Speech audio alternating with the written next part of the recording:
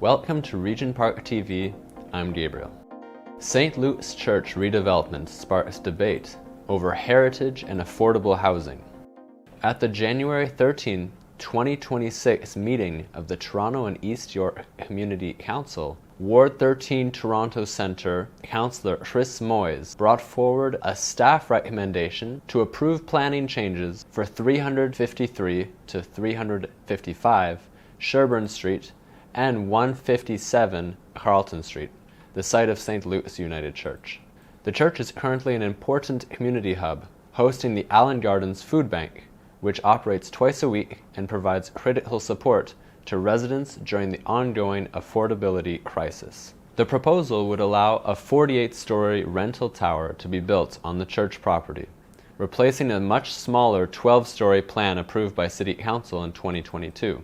The revised application includes 440 purpose-built rental units, with about 30%, roughly 130 units, designated as affordable housing. During the meeting, several Cabbagetown residents and heritage advocates spoke in opposition.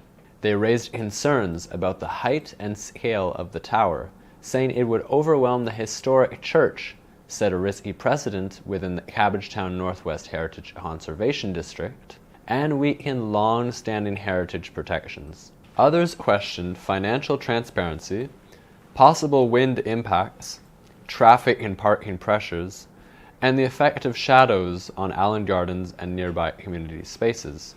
Representatives for the developer, Kindred Works, defended the proposal, saying the original church would remain on-site with restored heritage elements and new community space included in the redevelopment.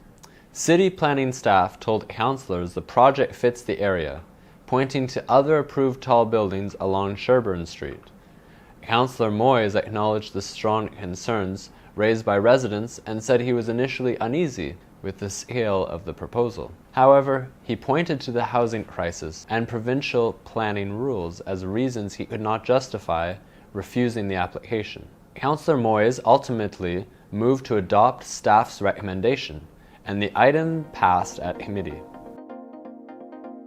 While the development is located in Cabbagetown, the issues raised echo across the downtown East Toronto, including Regent Park, where communities continue to face growing redevelopment pressure alongside an urgent need for affordable housing. Up next, here's the full committee discussion, courtesy of Toronto City Council. T 20.12, 353 to 355 Sherbourne Street and 157 Carlton Street, official plan and zoning bylaw amendment application. We have a number of speakers on this item. First up is Teo Nigel. Thank you. My first name is Tao Nguyen. I'm a resident of Cabbagetown at 501 Ontario Street. So in summary, we strongly object to the proposed 48-story development by Kindred Works, but we are not opposed to the original 12-story development that was approved by the city 3 years ago, recognizing that there is a need for rental and affordable housing in the city. But our strong opposal to this 48-story development is based on largely three issues. First, the heritage context, the fact that St. Luke's Church, which is the church that would be beneath the property, of course, is located in Cabbagetown Northwest Heritage Conservation District. And it is literally, the 48 stories are literally going to tower above that church, about 15 times the height of the church, the condo would be. Number two, the downtown core plan. I've heard it mentioned a couple of times this morning already. This condo, southeast corner of Carlton and Sherbourne, will eclipse Allan Gardens and the conservatory. If we still want to consider that a tourist draw, which I do personally, I've lived in Cabbagetown for more than 40 years now. It's a choice. This condo will eclipse the entire park and the conservatory. There's no argument, no debate about it. Thirdly, and then I will leave it time for, I know there's a number of speakers, stewards of this neighborhood. financial disclosure. So it's giving all profit, let's name it. The city has not disclosed the value of the financial benefit for the 48-story building. Initially, 3 years ago, it was 2.8 million for a 12-story development. So what is the financial benefit today that would be borne directly or indirectly by the taxpayer? Again, in short, Kindred Works, the builder, is receiving a direct financial benefit from the city, as well as profit from the building, with a height 4 times that which they were satisfied with only 3 years ago. Thank you. Catherine Brown, you're next. First of all, thank you for the opportunity to talk about this particular proposal, which I am completely opposed to. 3 overarching observations first.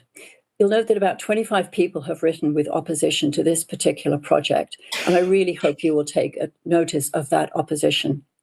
Secondly, I really totally appreciate the need for more affordable housing in the city and in this ward in particular. I live in the ward very close to Parliament Street and know that this is an overarching need. And I was not opposed to the original plan put forward by Kindred Works for this site, and that was approved by your council in 2022. But because a picture speaks 1,000 words, I have a couple of images here I just want to share with you, so hopefully you can still see my screen. So as mentioned by other speakers, in 2022, your council approved a 12-story development for affordable housing on this site. You'll see the historic St. Luke's Church in the bottom. No, there was no community opposition to this proposal. It seemed reasonable for the area. But now we have this. 3 years later, note that St. Luke's Church, which is within the Cabbagetown Northwest Heritage Conservation District, is completely overwhelmed in this particular iteration. The 48 stories literally tower over the church, leaving the historic building itself as an insignificant foundation for a glass tower above. But I want to go down and look a little bit more closely, and again, hopefully you can see this facade. So the podium of this tower now, because it's so huge, has encroached upon the church so that only the north and east facades are left. So really, this is a facadism project. It's not a heritage project anymore. This is completely out of keeping with the design principles of the HCD, which emphasize that additions should, quote, not visually overpower the heritage structure. A tower 15 times the height of the church directly violates this principle. Also note that Sherbourne Street and Carlton Street, where this is located, are the gateway to historic Cabbagetown, which is an important tourism and cultural asset for this city. What message does this building offer when visitors heading to Cabbagetown proceed along Carlton, past glorious Allan Gardens, and then see this tower? I want to go back now to the downtown core plan. You're all familiar with it. This site sits within mixed-use area 3, which the city intended to be low to mid-rise development until the province amended the city's plan and added policy 6.28. It clearly overruled the city's desire for a height limit. And is to quote what the province added, development in mixed-use areas 3 will generally be in the form of mid-rise buildings with some low-rise and tall buildings permitted based upon compatibility. This word came up when we were talking about 509 Parliament earlier. I want to repeat, based upon compatibility. While provincial interference is certainly regrettable, this phrase is a clear indication that context has to be considered. In the context of this location, across from Allan Gardens, at the historic gateway to the Cabbagetown Heritage Conservation District, this 48-story tower will overshadow not only the church on which it's located, but also Dixon Hall and St. Peter's Church across the street.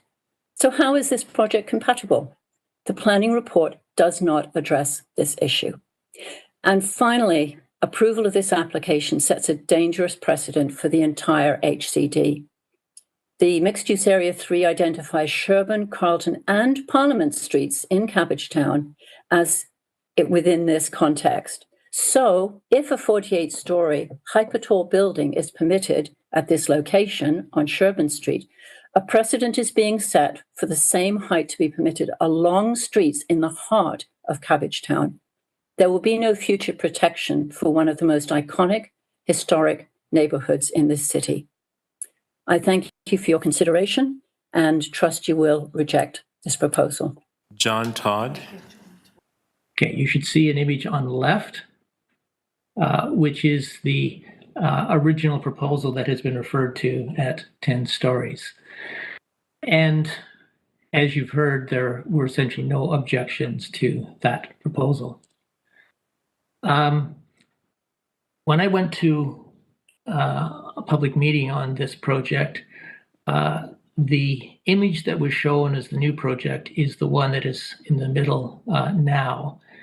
And I count about 10 stories shown at the top of this image as the project proposal.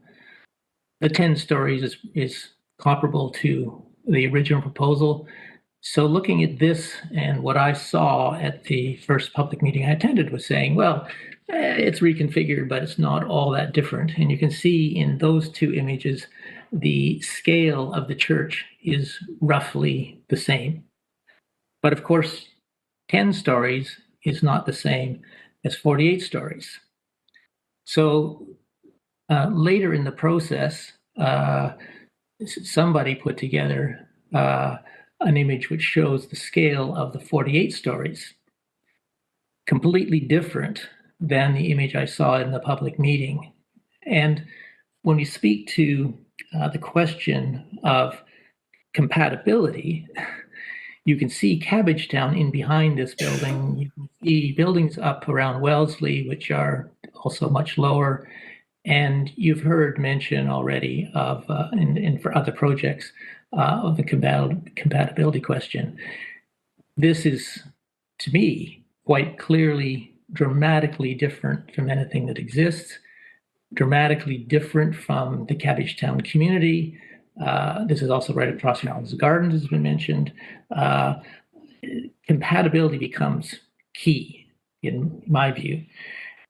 And the problem here is the province has put in that word compatibility into the rules, but there's no definition of that.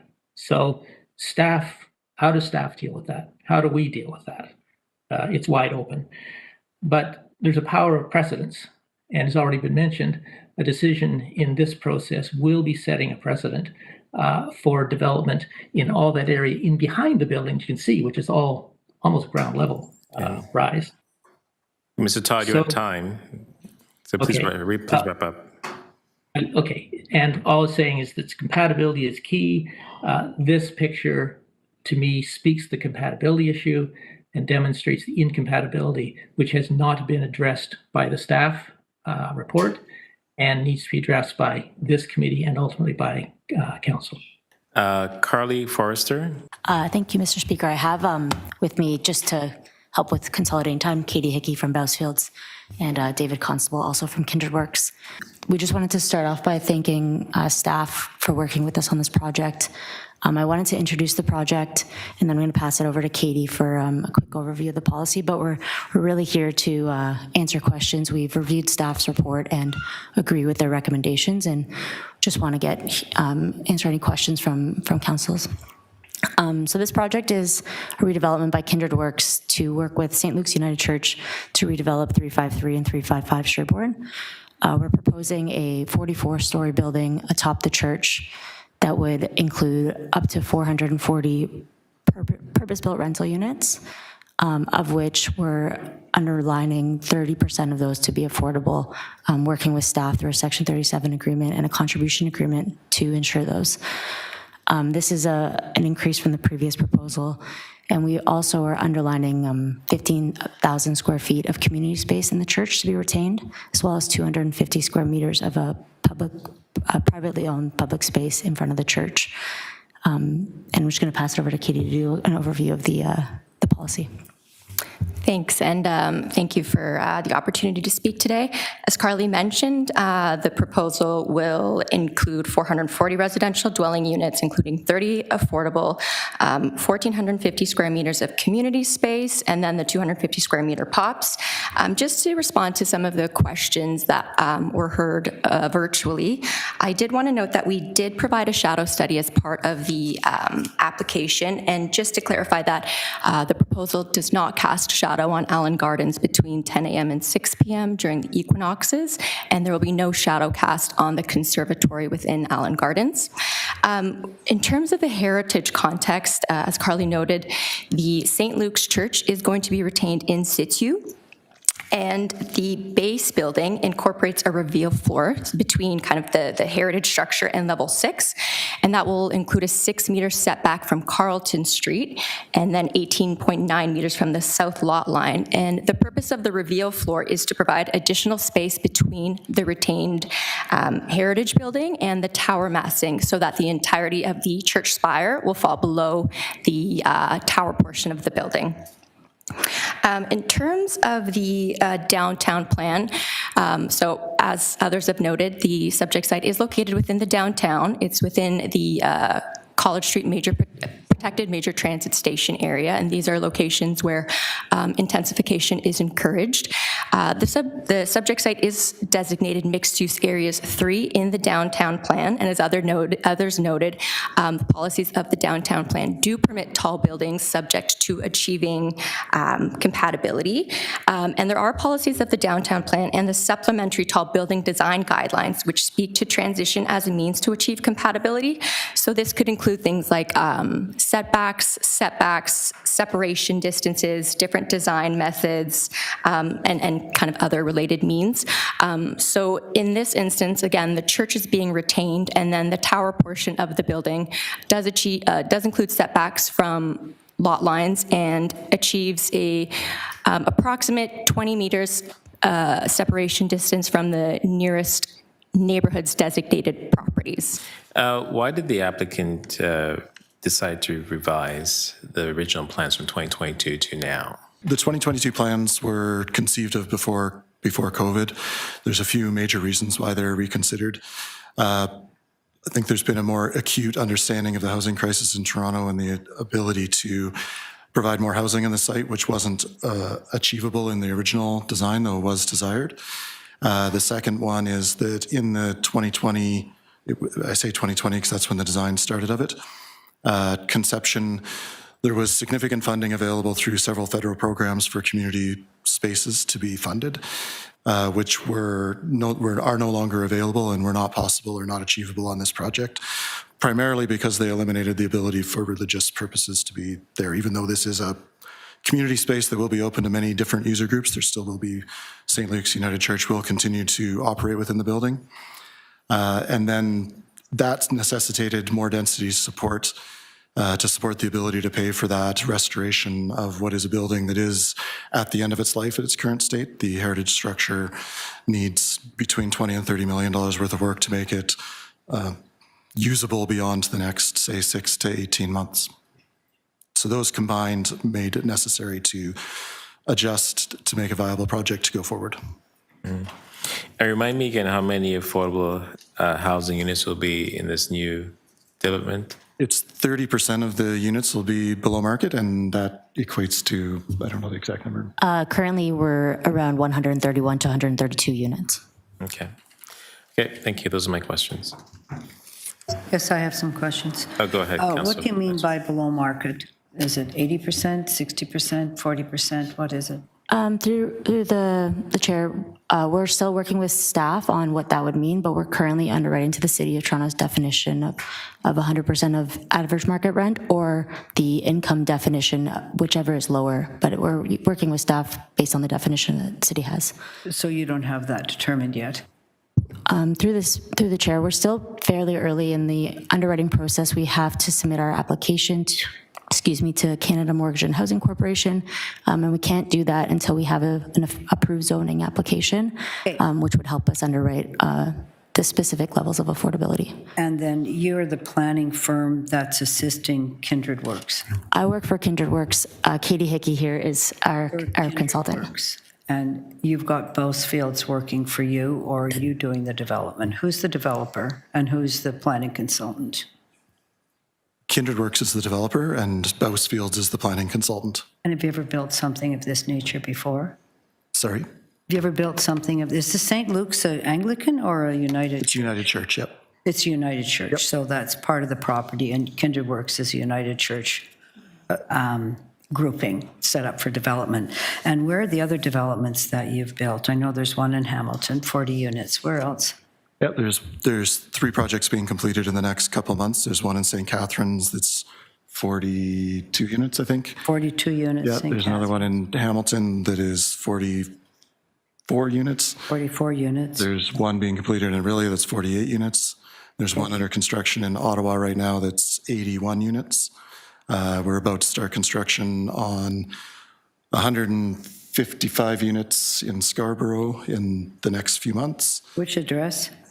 Carly, do you have the exact address? Yes, 3385 Lawrence Avenue East. And that is, so this is quite a big step for you then to 440 units. Would you agree with me? I think as a company, we're a younger company, but our personal experiences of many projects of this scale are larger within Yeah, I'm our just asking if that's not a scale that you've worked with before, correct? Kindred Works. This is the first time Kindred Works as a company has done this. It's not the first time Kindred Works or the contractors that be building this would be doing this scale. And you're saying it's a company, but what's your relationship with the United Church?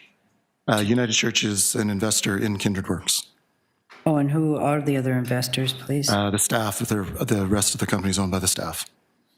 I see. And then an investor that way. Okay. All right. Thank you. Right, thank you. Those are our questions. Thank you. There are more speakers here. Paul Dalsey. I'm Paul Diltz, a retired heritage planning consultant who has lived on Bleecker Street, a half block from the subject property, for 44 years. In my career, I applied my professional urban planning degree to the conservation of historic buildings and areas in southern Ontario. First, let's correct what is being proposed for St. Luke's Church, which has anchored the southeast corner of Sherbourne and Carlton Streets for nearly 140 years. The church will not be retained. The applicant's architectural drawings clearly show that all that would be left of the heritage designated church would be some of its Credit Valley sandstone walls and the outermost parts of its picturesque roofline. To build the proposed 48-plus story tower, the site would be excavated for the tower's foundations and 2-level basement. Sections of the church's walls and portions of the roof would be supported during construction, and as the new tower is built, the retained bits would be connected to the new tower's structure. Second, the current application is about amending the official plan and zoning bylaw for the same property where City Council approved amendments just 4 years ago. In 2022, City Council approved amendments to permit alterations to the church and to add 100 residential rental units arranged around and cantilevered over the church. At that time, and unlike the current proposal, the church would have been preserved wholly. For the provision of 31 affordable units among the 100 in total, City Council waived development charges and planning and building permit fees and exempted these units from property taxation at an estimated cost of $28 million in foregone revenue. The proposal from 2022 was a compromise between maintaining the church's integrity and adding rental units to the housing supply. Third, if you were to approve the current application, you would be reversing 50 years of work to protect the church from demolition. In 1976, Toronto City Council added St. Luke's Church to the city's inventory of heritage properties. In 2008, Toronto City Council protected the church permanently against demolition by designating it under the Ontario Heritage Act. St. Luke's, originally Sherbourne Street Methodist, is one of a trio of late Victorian churches, all designed by Henry Langley, whom the editor of the Biographical Dictionary of Architects in Canada considers the undisputed dean of ecclesiastical architecture in Ontario during the last half of the 19th century. On 3 corners of Allan Gardens, where the city has recently invested in a beautiful restoration of the Palm House, stand St. Luke's, Old St. Andrew's Presbyterian, and Jarvis Street Baptist. Architect Langley designed them in the same treatment of Credit Valley sandstone walls and in a similar use of church towers to mark the church's prominence in the neighborhood. On a recent walk home eastward from Yonge Street, I noticed how the towers on Old St. Andrews and on St. Luke's visually interact with each other and still command the view along Carlton Street. The proposed 48-plus story tower would take out St. Luke's in this trio, mar the existing view, and replace St. Luke's with an incongruous point tower overlooking historic Allan Gardens. Fourth, because the subject property is designated under the Ontario Heritage Act, the city's Municipal Heritage Committee, the Toronto Preservation Board, must be consulted. However, both a longtime member of the Toronto Preservation Board and the chair of the Toronto and East York Community Preservation Panel were not aware of the application until very recently. To sideline the board, a meeting of the Toronto Preservation Board has been scheduled after today's meeting for the board's rubber-stamped consent to demolish the church. In addition to this abuse of the Ontario Heritage Act, city planners are advising you to pass two bylaws, an amendment to the official plan and a rezoning that are contrary to the objectives set out in the statutory plan for the Heritage Conservation District where the church is located. The plan states, the demolition of existing heritage buildings and redevelopment of the sites with new structures is actively discouraged within the Heritage Conservation District. By approving the official plan and zoning bylaw amendments today, you would be contravening the Ontario Heritage Act, which states, if a Heritage Conservation District plan is in effect in a municipality, the council of the municipality shall not pass a bylaw for any purpose that is contrary to the objectives set out in the plan. The current application is being rushed through to meet a deadline for funding, presumably from CMHC. Using federal funds... Yeah, you have time, sir. Sorry. I'll allow you to continue. Go ahead. The current application is being rushed through to meet a deadline for funding, presumably from CMHC. Using federal funds and city financial incentives to demolish a heritage-designated church in a heritage conservation district is indefensible. I urge you to reject the current application. Okay, thank you.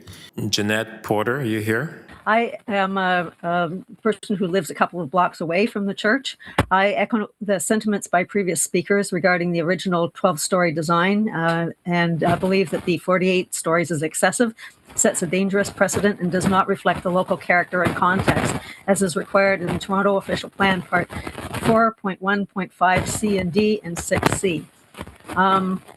Also, I noticed that a pedestrian level wind study was done and identified uncomfortable wind conditions on the public realm fronting onto Carlton Street, but there was no mention of winds on Sherbourne Street where the bike lane is, and also with issues with people lining up for the Allan Gardens Food Bank. And I am a cyclist who personally has been blown broadside on 4 different occasions in the downtown core into oncoming traffic due to winds from tall buildings. Since the bike lane was installed on Sherbourne Street to protect cyclists, I don't feel that I will be safe in that bike lane with this project. I also believe that although there may be certain days of the year when there isn't much of a shadow on Allan Gardens, there will be shade cast on the park, and I believe that that will affect the users and the trees that will suffer from not having enough sun. As to access for the laneways, although there's going to be a laneway on the south side of the building to access the underground parking, that access will also be used by residents from the Central Hospital Lane and Dr. O Lane, which are both only one wide enough for one car width. And yes, they will be widening part of the Central Hospital Lane, but they can't do much with another part of it that is impacted by other buildings. So I'm not sure how they're going to handle that. I'm also not sure with regard to the narrow laneways where they're going to be placing the garbage and how they're going to be disposing with that. I've also done some math, considering that there's about 440 units, and that means that it's a minimum of 440 people living in there. And having gone through some stats and subtracting people working from home, retired people, children aged 0 to 14 years, et cetera, and the number of people who take TTC, we're going to have at least a minimum of 139 people who will likely have cars. There are only 39 parking spaces total, and only 28 of those are going to be used by residents. This is a potential cause for parking issues on local streets. Already, residents with permits have to park on adjacent or parallel streets, as there's often insufficient parking on their own street. Thank you very much. Jeff Kettle? Yes, my name is Jeff Kettle. I'm speaking in this situation as a private citizen. However, I am a member of the Toronto Preservation Board, but I am not authorized to speak for the board. I'm simply speaking as an individual with an interest in heritage and also in having proper procedure respected by the city and its committees. My issue with this application is the procedure that is being used in this case, which does ultimately concern the Toronto Preservation Board.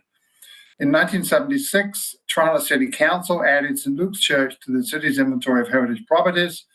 In 2008, St. Luke's Church was designated under the Ontario Heritage Act in order to provide protection against demolition. The report, December the 18th staff report about the new and totally revised proposal for the church at 355 Sherbourne Street says that, quote unquote, heritage planning staff have reviewed the proposed development and are satisfied that cultural heritage resources will be appropriately conserved on site. Heritage staff are also satisfied that the proposed development conserves the value of the Cabbagetown Northwest Heritage Conservation District. A separate report from Heritage Planning regarding the proposed alterations to the designated heritage property will be considered by City Council in conjunction with this report. The process in this case of only involving the Toronto Preservation Board after it has already gone to Community Council, to you, is contrary to established procedure and is quite unorthodox.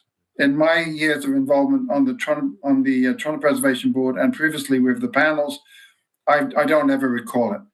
Why was the Toronto Preservation Board not made aware of the heritage implications of the official plan amendment and rezoning application concurrently or before the review of the application by Community Council? That issue has to be answered by the committee. And as such, I respectfully request that you defer consideration of this application pending the Toronto Preservation Board's review. Or, of course, as previous applicants have suggested, you just refuse the application. Thank you. Mark Richardson. Members of the Toronto East York Community Council, our Housing Now TO Civic Tech volunteers have attended the various public meetings with city planning about the planned redevelopment at St. Luke's United Church on the southeast corner of Sherbourne and Gerrard. Our volunteers have also reviewed all of the available public documents made available on the city's AIC website about this proposed site for the inclusion of new affordable rental housing in Cabbagetown. Unlike some of the previous speakers you've heard from today, we fully support this application's request for both an official plan and zoning bylaw amendment on this site, and we are particularly impressed by the quality of the Affordable Housing Partnership Agreement as detailed in the approved report by the city planning staff, and that this agreement will be secured via a robust Section 37 deal. As you can see from this chart that we've appended, you're getting a large number of additional units. You're getting a large number of additional bedrooms. You're getting over 100 extra affordable housing units by making these changes on a piece of private land that you don't own as the city. Considering that this is an urban infill development that's located on private property inside a protected major transit station area within Toronto Centre, which is a highly well-serviced part of the city. It retains what I will consider the key heritage elements in the community use of the old church. You can't retain 100% of this church. This church is, reaching well beyond the end of its life. It's in very difficult shape. And part of making this space still available for any kind of faith-based use at this corner means that you have to gut it to make it viable moving forward, because we do not have an infinite amount of money, and the United Church of Canada in particularly does not have an infinite amount of money. So it retains the church. It delivers 650 new purpose-built rental bedrooms, with 30% of the apartments to be delivered as affordable rental units. This is an amazing constructive reuse of urban faith-based lands. When it is finally completed, it will be one of the largest Yes in God's Backyard, or YIGBY, redevelopments in the city of Toronto, and hopefully will serve as a model that other congregations, mosques, and temples will be able to use as an example of how best to maximize the opportunities presented by their urban land holdings in 2026 and beyond. We strongly support this proposal and the staff report that advises you to approve these changes. As a personal aside, the very first place I ever lived in Toronto 30 plus years ago was in Cabbagetown. I couldn't afford to live there anymore. I had too good a job to live in, social housing or co-op, and I didn't have a good enough job to buy an old Victorian house in Cabbagetown or rent there. So places like Cabbagetown have always been places that attracted people, newcomers from around the world, and we need to maintain that moving forward. And we do that by creating places for them to live. This project is an example of that, a spectacular example of that. As always, our open data and civic tech volunteers are happy to answer any questions that the committee or city staff have about affordable housing development best practices and how to make effective use of transit-oriented lands like this site to help alleviate Toronto's rental housing crisis. Thank you. Okay, that was the last of the speakers. I'm going to ask some questions of staff. So compatibility was mentioned a few times by a few residents. In your view, is this compatible to the area? Through you, we have determined that this proposed building is compatible with the area, and we've split that analysis really into two parts. The first is thinking about the location of this building. We see this as fitting into a context which is really established to the north of the site along Sherbourne Street, where we do have approved tall buildings at 38 stories and 41 stories, approximately 90 meters and 180 meters to the north along Sherbourne Street.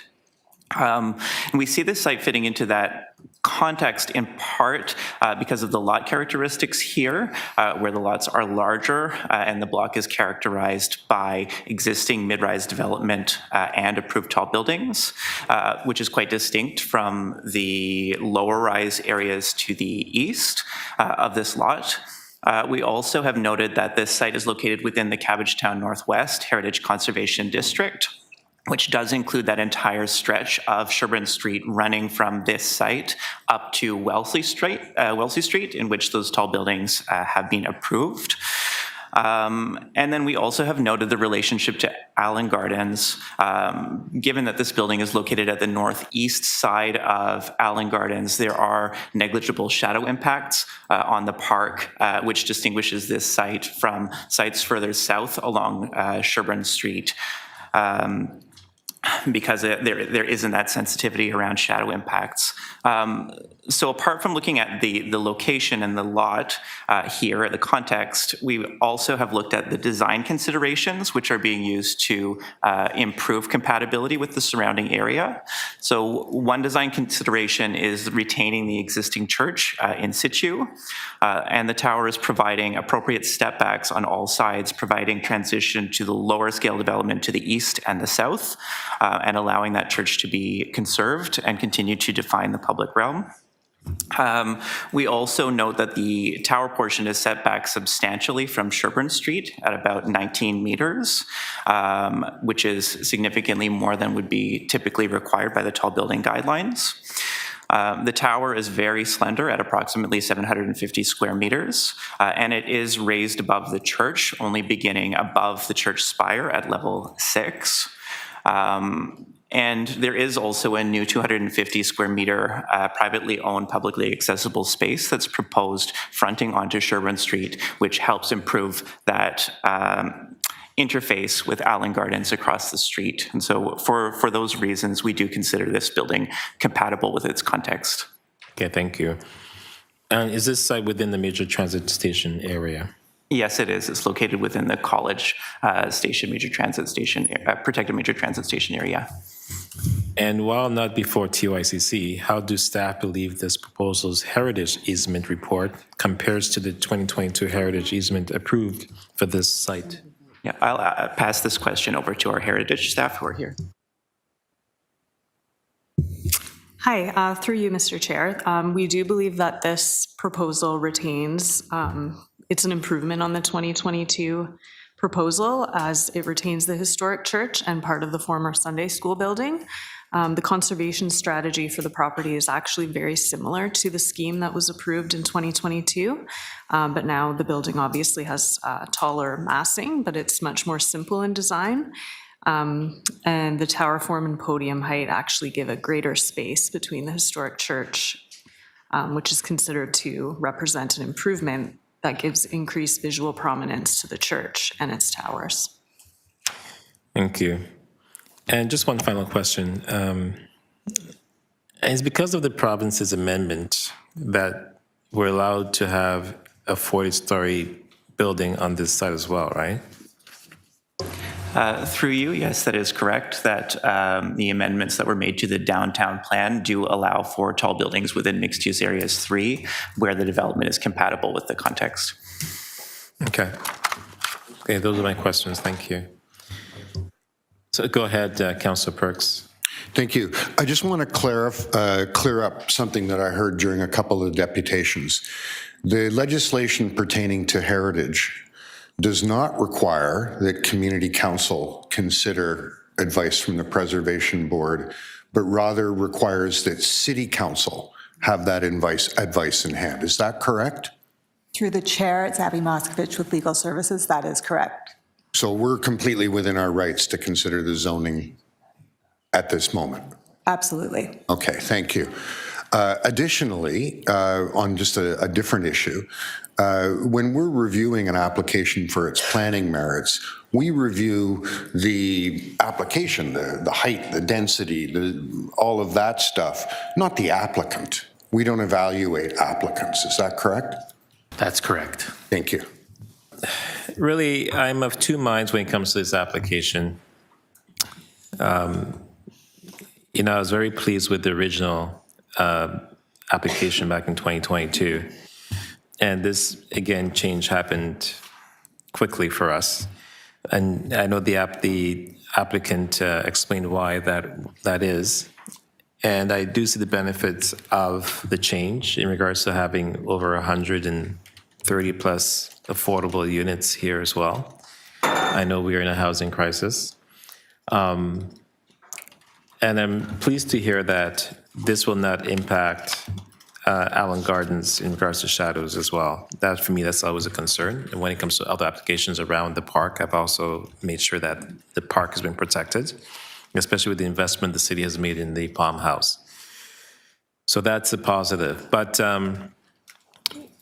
Really, even though I have to take away my personal opinion as to how I feel about this application and look at it, as a councillor here around this table, and looking within what the province has given us in regards to the Planning Act, there's no reason for us not to really approve this application in the way that it is presented to us. So with that, I will have to recommend that I'm going to adopt staff's recommendation on this item. Any other speakers on this item? No? Okay. All those in favor? Opposed? Carried. Thank you so much for watching. Don't forget to like, comment, share, and subscribe to our YouTube channel. Also follow us on social media, and for more information, check out our website.